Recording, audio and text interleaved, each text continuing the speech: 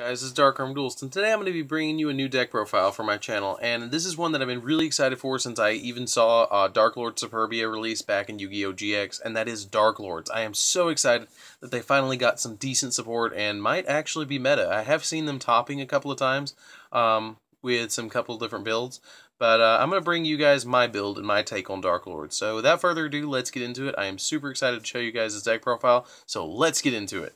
So first off, we're playing only one copy of Darklord Morningstar. I'm going to put him right here so you guys can see them all. Darklord Morningstar has a really interesting, he has a couple effects. His first effect is that he can't be special summoned, so you do have to tribute summon him. When he is tribute summoned, you can special summon Darklords from your deck equal to the number of effect monsters your opponent controls, which is really, really neat. You can swarm your opponent really quickly and then wipe him out fast. He also has some really interesting effects with being able to send equal number of, like for every Darklord you control on your field, you can send a card off the top of your deck. And then I believe it's for every Darklord card, equal to the number of Darklord monsters on the field. And if you do gain 500 life points for each Darklord card sent to the graveyard with this effect. So it can give you a little bit of a life point boost. That doesn't come in that handy all that often. Really, the swarm effect is what goes off a lot, because you can get it off really quickly with a Darklord contact, bring back Superbia, bring back any other Darklord, tribute summon this, and then you have a whole board of Darklords that your opponent has to contend with. So really, really good card, but no more than one because it can clog. Then I play 3 copies of Darklord, I think this is how you say her name, Ashell. I think it's Ashell. I probably am pronouncing that wrong. As you can tell, these are complete proxies. I think they actually look pretty nice. I made them myself, and as you can see, and I'll pull one out of the sleeve, I kind of want to show this off really quick. It actually has the Yu-Gi-Oh back. The only difference is it doesn't sparkle. This is just for fun play and not local tournament play. This is just for kind of for fun and deck profiles. And if you guys want a tutorial video, just tell me down in the comments below and I can show off how to make these. It's actually super easy. All you need is a printer and a laptop and Microsoft Word, and you can make these really, really easy. But her effect is that you can discard her and another Darklord card to draw 2 cards, and then every Darklord, until I say so, has this ability. It has a Darklord effect, what I call the Darklord effect. You can pay 1,000 life points to shuffle a Darklord spell or trap card that's in your graveyard back to your deck, and then activate that card's effect without paying the cost. The cost is 1,000 life points. So you do have to pay the 1,000 life points to activate that effect for each Darklord. The next one that does have it is this guy. I have no idea how to say it, his name, and I am not even going to attempt to. I always call him Tez. Darklord Tez. His effect is he's a little hand trap. So basically what you do is if a Darklord card you control is about to be destroyed by a card effect, or by, I think it's by battle as well. Yeah, if a Darklord monster you control will be destroyed by battle or by card effect, you can discard this card instead. So it protects some of your Darklords, which is really nice. Like if your opponent's going to Twin Twister or Raigeki you or do some sort of crazy stuff like that, you can stop it with this. And he has the Darklord effect as well. Then I play 2 copies of Darklord Nastin. Nastin's a really nasty kind of card to play against sometimes, haha. His effect is that you can discard 2 other Darklord cards from your hand to special summon him from your hand. So he's only at 2 because he can clog at some points. I do have a 3rd one, and if you want to play 3 by all means, but you really only need 2. He also has the Darklord effect.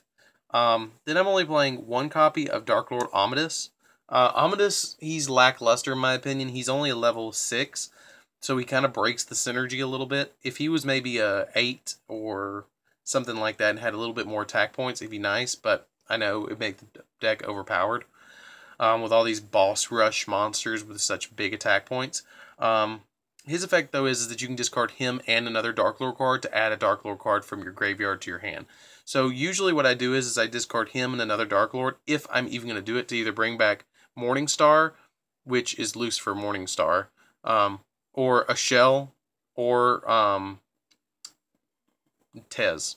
Well, I keep trying to say his name, but I'm not even going to try. Usually that's what I usually bring back with him, so I can either get a draw, get off some big summons, or prevent a destruction. I usually don't bring Nastin back, because if I'm already discarding 2, that's going to end up being 4 to get him out on board, and that's really, really nasty, that he's not going to be able to replace himself if he gets killed. So that's the new Darklord lineup. I also play 1 card, Darklord Zerato. Usually you don't get him off with his summoning conditions, but his summoning condition is if you control, or if you have 4 or more dark monsters in your graveyard with different names, you contribute 1 dark monster to summon him, which is nice. And then you can, I believe, send a dark monster, to the graveyard from your hand to destroy all monsters your opponent controls. And that he is the reason that I am not playing Raigeki in this deck, is because he is a searchable Raigeki that can be protected by Tez. So it's just kind of silly. If you were going to play Raigeki in this deck, just play an extra 1 of him, because you can bring back Contact. If you're a little worried about board wiping. Because usually the combo is that I go off with my big OTK is Tribute Summon him, bring out him, Zerato, Summon Morningstar, bring out Zerato, Tez, Nastin, and a Shell. Usually I bring out those, or maybe a Superbia too, because it's really big, it's 2,900. Send a dark monster from my hand, board wipe, and then swing for game. So, I mean, that's what I usually do. Then I play 3 copies of Darklord Superbia. Superbia is really nice in this deck. Like, it is ridiculously nice. When it's special summoned from the graveyard, you can special summon a Darklord from the graveyard. So he not only brings himself back, but he brings something else back, too, off of Contact. So you bring him back. Usually, if you bring back him and Zerato, you can go into a rank 8 play. Or if you bring him and a Shell back, that's usually my thing that I do, is I bring him and a Shell back, because I'll discard him and her, and I draw 2, activate Contact, bring him back, bring her back, and then I have a board to contend with next turn for my opponent to have to pound through. Then I play 1 copy of Dark Armed Dragon, I know, my baby, because it's easy to graveyard control in this deck, and being able to pop card after card after card after card is really easy, and I can control how many cards I have in my graveyard, and then just keep giving him fodder to pop stuff on my opponent's board. So it's silly to me not to play Dark Armed Dragon. Then I play Mr. Longhair Don't Care, or Vanity's Fiend.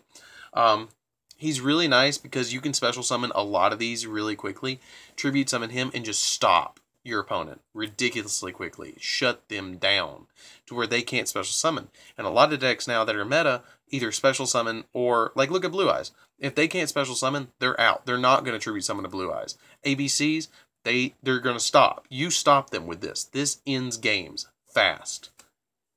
Although it does put some inhibitants against you, but it's really not going to do... The benefit is worth more than the restriction. Then I play 3 copies of Darklord Christia. I don't know why you wouldn't play 3 copies of this, because again, you have a lot of graveyard control, and all these guys up here are fairies. She's a fairy too. The only 2 that are, or 3 that are not fairies, is Dark Armed Dragon and Vanity's Fiend. With all these other ones, they are fairies, and like I said, it is very easy to control your graveyard with Contact and stuff like that. In Superbia, it's like ridiculously easy. So getting Christia out is really, really easy in this deck. So that's why I play 3, and it's a trade-in target. But that's it for the monsters, guys. Let's get into the spells. And I'm going to try and speed this up a little bit so we don't be here for 20 minutes. I play 3 copies of Banishment of the Darklord, which is basically just a road it, lets you add any Darklord card from your deck to your hand, which is nice. I play 3 copies of Darklord Contact. With Darklord Contact, you can special summon a Darklord from your graveyard in defense position. Usually the combo is you bring back Superbia if Superbia is in grave. This is always your target. And then bring back any other Darklord depending on your situations besides Morningstar, because Morningstar cannot be special summoned. Then for your draw power, you're going to play 3 copies of Trade-In because you have Christie at 3, which is 3, Superbia at 3, which is 3 targets, which is 6, plus the 1 Zerato, which is 7 targets in the whole deck, which is super nice. And I'm probably forgetting... No, I'm not forgetting any. It's 7. Then I play 3 copies of Allure of Darkness because all the monsters besides Christia are dark, which is ridiculous with Allure of Darkness for the consistency on this deck. Because you have a Rhoda, more draw, more draw. Then I play 3 copies of Twin Twister. Or not 3 copies, 2 copies of Twin Twister. Because you want to discard Superbia some way, whether it be with Trade-In or Twin Twister. So That's why I play it, and plus back row is a thing against this deck. It can stop you, but it's not too bad. Then I play one copy of the Monarch Stormforth, because you haven't seen Pissed till you see somebody get their monster tributed over with a Vanity's Fiend with this, and it's ridiculous. It is hilarious to do that. But that's it for the spells, guys. Not too many spells, and even less traps. So that's it for the spells. For the traps, oh, and those Darklord cards are the ones I was talking about, that any of those Darklords that I mentioned earlier, if you pay 1,000 life points, they gain that effect. So you can activate Banishment technically twice per turn and get 2 searches, or revive 2 Darklords in a turn, which is ridiculous. Then I play one copy of Darklord Rebellion. You can send one Darklord monster from your hand or your face-up to your side of the field to destroy 1 card on the field, which is nice. Technically, you can do it twice if you pay an extra 1,000 life points and shuffle it back to the deck if you have a Darklord on field that can do it. One copy of Darklord Enchantment. Same thing. Send 1 Darklord from your hand or face-up on your field to take control of 1 face-up monster your opponent controls, which is really wicked. It's really wicked. And I will point out something that's really neat about this card. This is actually Lucifer rising up against God, which confirms that God is depicted as the solemn guy, which is super neat right there. I love the card artwork for these guys. It is wicked awesome. Wicked awesome. But Enchantment doesn't come in that handy. Rebellion actually comes in more handy than Enchantment does. And I consider playing double Rebellion just to keep popping cards. But I do play Dark-Armed Dragon over second one. Then I play one Eradicator Epidemic Virus, because the majority of these monsters besides Christia, or all of them besides Christia, are dark. And the majority of them are over 2,500 attack. And if you can stop your opponent from activating, say, spells, then it's over. I mean, it is over if you can OTK them. Or just stop them from activating traps, and then stop them from special summoning. The only thing that got left is spells, and then you've got Twin Twister. I mean, just do the math. You're eliminating like 2/3 of their deck right there.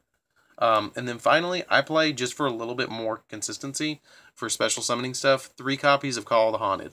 I know that I play this in a lot of decks, this Call of the Haunted engine, but it really works in this deck because of Superbia, bringing Superbia back. That is it for the traps, and that's it for the main deck as well. So let's really quickly get into the extra deck. You don't actually need an extra deck for this deck, and I know that's going to sound ridiculous, but you really don't for this deck. So we're playing one copy of Super Dora, just because it's a rank 10 and it's a decent rank 10. Gustav Max, again, decent rank 10, does some burn damage. 122 Zombie Stein, because it takes 2 rank 8 dark monsters, which is really easy to do in this deck. You just do 2 Superbias or Superbia and a Zerato. Super easy. 1 copy of Dark Matter, because it's a Galaxy Eyes. We're playing the Galaxy Eyes engine, which is Dark Matter, Full Armor Photon, which is our 2 rank up ones. 1 number 62 Galaxy Eyes Prime Photon Dragon. Cypher Dragon, because Cypher Dragon is really nice because you can steal a monster your opponent controls, then overlay it with Dark Matter or Photon, which is nice. 1 Hope Harboring, because it's probably the best rank 8 in the game. And then 1 number 107, which really, this is the Galaxy Eyes engine right there. And then this is kind of technically a Galaxy Eyes, but it's not named Galaxy Eyes. 1 Heretic Dragon of Sun Dragon Overlord. 1 Divine Dragon Failgrand, because it's nice and prevents stuff. 1 High Protector, again, big wall, 3,200, does some nice stuff. 1 Flare Metal Dragon, because Flare Metal Dragon is super good in this deck, because you can use 2 Nadstons and bring it out. It's kind of easy to get out to the same level. 1 Draco Sack, just because it's classic in rank 7, and then 1 Big Eye, because you want to steal stuff. But that's pretty much it, guys. That's it for this deck profile. I hope you've enjoyed it, and again, if you guys would like to, and I love how I get Dark-Armed Dragon red on the top, just from pulling it off. But I hope you guys have enjoyed this deck profile. Don't forget to like, comment, and subscribe, and I would appreciate if you guys would like the video. But anyways, guys, this is Dark-Armed Duelist. Don't forget to subscribe, share this around, and I'm out. See you around, guys.